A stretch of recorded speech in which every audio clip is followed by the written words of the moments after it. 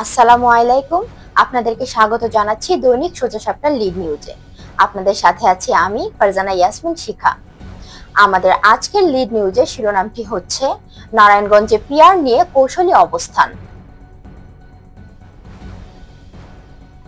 আসন্ন ত্রয়োদশ জাতীয় সংসদ নির্বাচনকে ঘিরে নারায়ণগঞ্জের রাজনৈতিক অঙ্গনে ইসলামপন্থী দলগুলো অবস্থান নিয়ে নানা আলোচনা চলছে। ইসলামী আন্দোলনের বাংলাদেশ থেকে শুরু করে বাংলাদেশ জামায়াতে ইসলামীর কেন্দ্রীয় ও স্থানীয় নেতৃত্ব একদিকে সংখ্যানুপাতিক প্রতিনিধিত্ব বা পিআর পদ্ধতির দাবিকে জোরালোভাবে তুলে ধরছে, অন্যদিকে আসন ভিত্তিক নির্বাচনী প্রচারণাতেও তারা সক্রিয়। ফলে রাজনৈতিক বিশ্লেষকদের মতে ইসলামিক দলগুলো এক ধরনের কৌশলগত অবস্থান নিয়েছে, যেখানে একই সঙ্গে পিআরের পক্ষে জনমত সংগঠিত করা হচ্ছে এবং সরাসরি আসন প্রতিদ্বন্দ্বিতার প্রস্তুতিও রাখা হচ্ছে।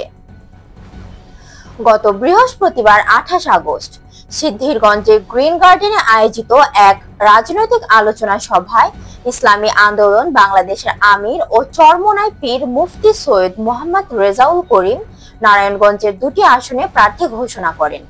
নারায়ণগঞ্জ 4 ফতুল্লা আসনের প্রার্থী হচ্ছেন মুফতি ইসমাইল সিরাজি এবং নারায়ণগঞ্জ 5 সদর আসনের ইসলামী আন্দোলন বাংলাদেশের মহানগর সভাপতি মুফতি মাসুদ বিল্লাহ। প্রার্থী ঘোষণা নিয়ে নানা প্রশ্ন উঠছে, কারণ দলটি দীর্ঘদিন ধরে দাবি করে আসছে সংসদ নির্বাচন হওয়া উচিত পিআর পদ্ধতিতে, যেখানে ভোটের অনুপাত আসন বন্টন হবে। কিন্তু সে দাবি বহাল রেখেও সরাসরি প্রার্থী দাঁড় করানোকে অনেকে সাংঘর্ষিক বলেছেন।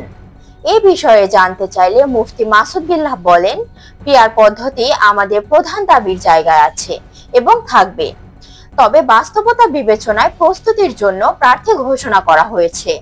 আমরা মূলত হাত পাখার প্রতীকের প্রচারণা চালাচ্ছি, ব্যক্তিকেন্দ্রিক প্রচারণা নয়। জনগণের কাছে থেকে আমরা ভালো সাড়া পাচ্ছি। নারায়ণগঞ্জ 4 আসনের প্রার্থী মুফতি ইসমাইল সিরাজিও একই সুরে কথা বলেন। তিনি জানান, জনগণের ভোট যেন নষ্ট না হয় সেজন্য পিআর পদ্ধতি জরুরি। তার ভাষায়, পিআর হলো জনগণের চাওয়া। আমরা চাই না আগামীতে দেশের আরেকটি স্বৈরাচার জন্ম নিক। পিআর চালু হলে সে সুযোগ থাকবে না। জনগণও এই দাবি সমর্থন করছেন, তাই আমরা হাত পাখার প্রচারণায় মনোযোগ দিচ্ছি। ইসলামী আন্দোলনের এই অবস্থানের সঙ্গে জামায়াতে ইসলামীর অবস্থানের মিল থাকলেও মাঠ পর্যায়ের চিত্র ভিন্ন। জামায়াত ইতিমধ্যে নারায়ণগঞ্জে 5টি আসনে প্রার্থী চূড়ান্ত করেছে এবং তারা নিয়মিত প্রচারণায় নেমেছে। কেন্দ্রীয়ভাবে পিআরের দাবিতে অনড় থাকলেও স্থানীয় পর্যায়ে প্রার্থীরা প্রতিদিন গণসংযোগ করছেন, উঠান বৈঠক করছেন, বাজার ও মসজিদ কেন্দ্রিক পথসভায় অংশ নিচ্ছেন। তাদের ব্যানার পোস্টারেও ব্যক্তিকেন্দ্রিক প্রচারণা স্পষ্ট। গত 10 আগস্ট সংসদে উচ্চকক্ষ ও নিম্নকক্ষে পিআর বাস্তবায়নের দাবিতে আন্দোলনের ঘোষণা দেন জামায়াতের নায়েব আমির সৈয়দ আব্দুল্লাহ মুহাম্মদ তাহের। তিনি বলেন, আমরা চাই দেশের সব সংসদ নির্বাচনে পিআর পদ্ধতি হোক। এতে স্বৈরাচারের সুযোগ থাকবে না, গণতান্ত্রিক পরিবেশ তৈরি হবে। কিন্তু একই সঙ্গে নারায়ণগঞ্জ সহ সারা দেশে তাদের প্রার্থীরা নিয়মিত নির্বাচনী প্রচারণায় ব্যস্ত। নারায়ণগঞ্জ মহানগর জামায়াতের আমির মাওলানা আব্দুল জব্বার বলেন, আমরা জনগণের কাছে যাচ্ছি, ভালো সাড়া পাচ্ছি। জনগণ আমাদের স্বাগত জানাচ্ছে। দেশে যেন কোনো স্বৈরাচারী সরকার পুনরায় কায়েম না হয় সেজন্য অধিকাংশ মানুষ পিআর পদ্ধতির পক্ষে মত দিচ্ছে। কেন্দ্রীয় কর্ম পরিষদের সদস্য মাওলানা মাইনুদ্দিন আহমেদ বলেন, আগের মতো ভোটারবিহীন নির্বাচন মানুষ আর দেখতে চায় না। ফ্যাসিবাদ যুক্ত নির্বাচনের জন্য পিআর পদ্ধতি সবচেয়ে কল্যাণকর মাধ্যম। তিনি নিজেও নারায়ণগঞ্জ 5 আসনের প্রার্থী হয়ে নিয়মিত গণসংযোগ চালাচ্ছেন। জামায়াতের কেন্দ্রীয় আমির ডক্টর শফিকুর রহমান ইসদার ওসমানী পৌর স্টেডিয়ামে আয়োজিত জনসভায় নারায়ণগঞ্জের 5টি আসনের প্রার্থী ঘোষণা করেন। নারায়ণগঞ্জের 5 আসনের প্রতিদ্বন্দ্বিতা করছেন মাওলানা মঈনুদ্দিন আহমেদ, নারায়ণগঞ্জ 4 আসনে মাওলানা আব্দুল জব্বার, নারায়ণগঞ্জ 3 আসনে ডক্টর মোহাম্মদ ইকবাল হোসাইন ভুইয়া, নারায়ণগঞ্জ 2 আসনে মোহাম্মদ ইলিয়াস মোল্লা এবং নারায়ণগঞ্জ 1 আসনে আনোয়ার হোসেন মোল্লা। প্রার্থী তালিকা ঘোষণার পর থেকেই তারা সক্রিয় প্রচারণায় নেমেছেন। প্রতিদিনই তাদেরকে বিভিন্ন এলাকায় ভোটারদের সঙ্গে কথা বলতে দেখা যাচ্ছে। বিশেষ করে মসজিদ ও বাজার কেন্দ্রিক প্রচারণায় জামায়াতের কৌশলের অংশ হিসেবে পরিষ্কারভাবে দৃশ্যমান। ফেস্টুন, পোস্টার, লিফলেট ছাড়াও সামাজিক যোগাযোগ মাধ্যমেও তারা সরব। একাধিক প্রার্থী ব্যক্তিগতভাবে ফেসবুক লাইভ, ভিডিও বার্তা ও অনলাইন মিটিং ব্যবহার করে প্রচারণা করছেন। নারায়ণগঞ্জ ২ আসনের প্রার্থী অধ্যাপক ইলিয়াস মোল্লা গণসংযোগকালে হামলার শিকার হন, তবুও তিনি নির্বাচনী প্রচারণা চালিয়ে যাচ্ছেন। অন্যদিকে নারায়ণগঞ্জ ১ আসনের প্রার্থী আনোয়ার হোসেন মোল্লা স্থানীয়ভাবে শিক্ষা ও উন্নয়নমূলক কর্মকাণ্ডে যুক্ত থাকায় জনপ্রিয়তা পাচ্ছেন বলে দাবি দলের।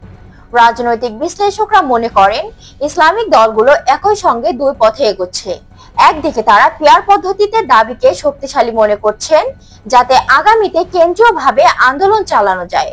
অন্যদিকে বাস্তব পরিস্থিতি বিবেচনায় সরাসরি আসন ভিত্তিক প্রতিযোগিতার প্রস্তুতিও নিচ্ছে। এতে বোঝা যাচ্ছে তারা ভোটের সর্বোচ্চ সুযোগ কাজে লাগাতে চাইছে। তাদের মতে পিয়ার পদ্ধতি চালু হলে ইসলামিক দলগুলো জাতীয় পর্যায়ে ভোটের অনুপাতে উল্লেখযোগ্য আসন পেতে পারে।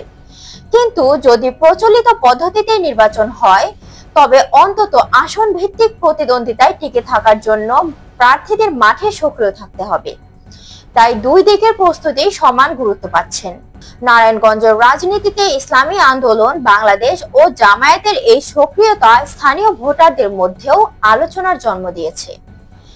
কেউ বলছেন ইসলামিক দলগুলো আগের তুলনায় আরো শৃঙ্খলিত ও কৌশলী হয়েছেন। বিশেষ করে গত বছরের গণ অভ্যুত্থানের পর তাদের রাজনৈতিক কর্মকাণ্ড দৃশ্যমানভাবে বেড়েছে। কর্মী সভা, সদস্য সংগ্রহ, জনসভা ও স্থানীয় কর্মসূচির মাধ্যমে তারা সাংগঠনিক অবস্থান মজবুত করেছেন। অন্যদিকে সমালোচকরা মনে করেছেন, কেন্দ্রীয় দাবি আর মাঠ পর্যায়ের বাস্তবতা একে অপরের সঙ্গে সাংঘর্ষিক। কারণ পিয়ার পদ্ধতিকে সামনে রেখে আসন ভিত্তিক প্রচারণা চালানো জনগণের কাছে বিভ্রান্তিকর সংকেত দিতে পারে। তবে দলের নেতাদের ভাষ্য, এটি কোনো সাংঘর্ষিকতা নয়, বরং বাস্তবতার সঙ্গে খাপ খাওয়ানো। সব মিলিয়ে বলা যায়, আসন্ন জাতীয় সংসদ নির্বাচনকে সামনে রেখে ইসলামিক দলগুলো নারায়ণগঞ্জ কৌশলী অবস্থান নিয়েছে।